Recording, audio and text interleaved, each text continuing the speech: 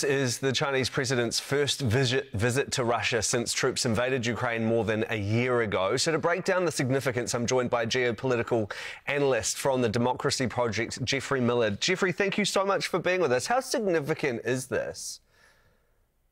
Good morning, Matty. This is big, really. This is the 40th meeting in person between Xi and Putin, but it is the first meeting on their home turf since the war began in either Moscow or Beijing. They did have a meeting on the sidelines of a summit in Uzbekistan back in September, but this is a visual sign of solidarity, and it comes just 3 days after that arrest warrant was issued by the International Criminal Court. So it is quite a symbol here that Xi is standing side by side, and they are all smiles there in Moscow.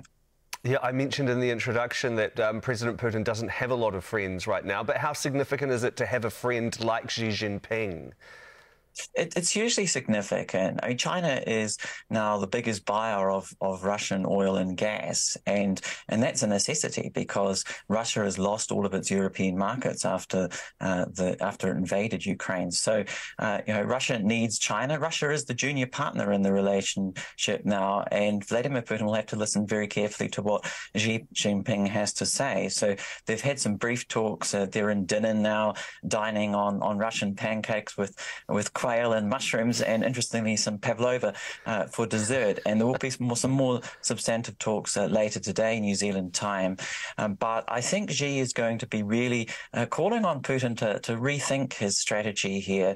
China came out with what they called a position paper about the war a few weeks ago on the first anniversary of the war. And it was really interesting because it really called for peace talks, a cessation of hostilities. Now, of course, the devil's in the detail there, and that peace plan doesn't include a demand for Russia to withdraw all of its troops from Ukraine.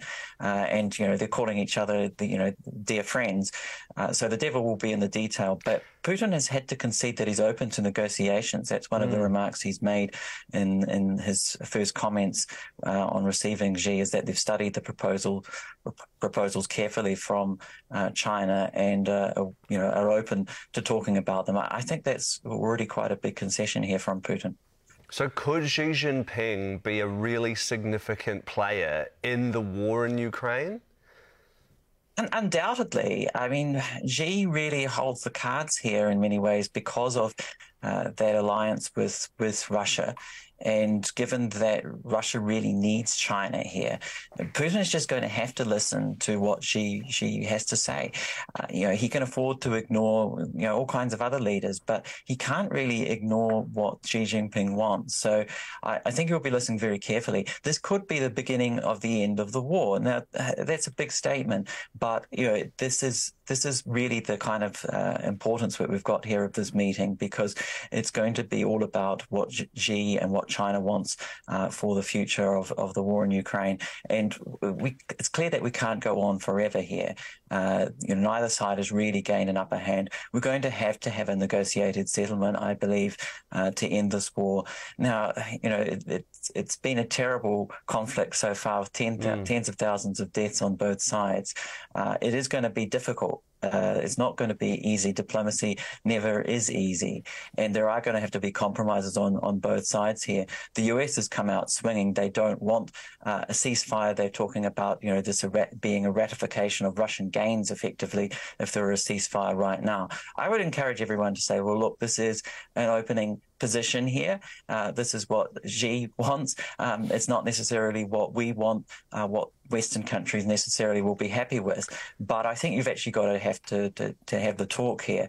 There has been talk that Xi would have a phone call with Volodymyr Zelensky, the Ukrainian president, this week while he's in Moscow potentially afterwards. That would be the first phone call that they've had since the war began. I think that would be a really good place to start bringing in Ukraine into the discussions. And Volodymyr Zelensky has signalled that he's open to talking with Xi. So I think let's get started. Would it have been a pretty big consideration for the Chinese president to travel to Russia? I mean, does he risk becoming an enemy of Europe and the West by going to Russia? Well, I think look, relations are not great between China and the West. I think that's largely baked in at this point. China is a superpower now, and it is a major rival to the West. Xi's been confirmed now as Chinese president for a third term. He is a rival, an arch rival to the West, and I think he is keen to make his own decisions. And if he wants to go to Russia, he will. But I think he does have the clout, and China has the clout to really bring changes here to the war. I think we'd be wise to listen to what China has to say. I don't think that position paper is that unreasonable, and I think there's quite a bit in there that the West should actually grab hold of. And it's not perfect. And it doesn't, as I say, call on Russia really to withdraw its troops from Ukraine. That's the West's problem with that position paper. It's got a lot of Chinese talking points in there about, a Cold War mentality, quote unquote, and these kinds of things as well. But I think it's a starting point. It's the Chinese position. It's certainly more optimistic from the West point of view than sending weapons and lethal aid to Russia, which was the fear a few weeks ago. The US was making signals that China was about to send arms to Russia. Well, that's not happening, and quite the opposite, really. Speaking of listening to China, just quickly before we go, Jeffrey, of course, our own Foreign Affairs Minister, Nanaia Mahuta, is looking to make a trip to China. The Foreign Office in China has spoken about that this morning. What will Nanaia Mahuta be looking to get out of that visit?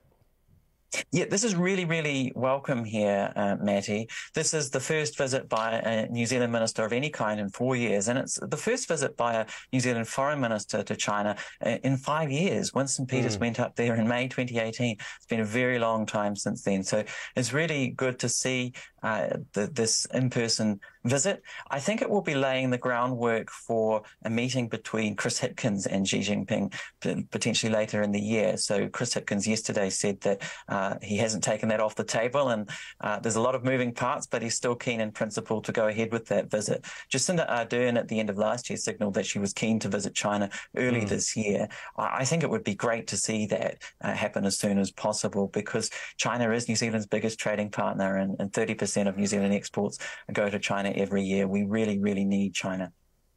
Jeffrey, thank you so much for your insight this morning. That's Jeffrey Miller, an international geopolitical analyst with the Democracy Project. Really appreciate your time this morning, Jeffrey. Thank you. Thanks, Matty.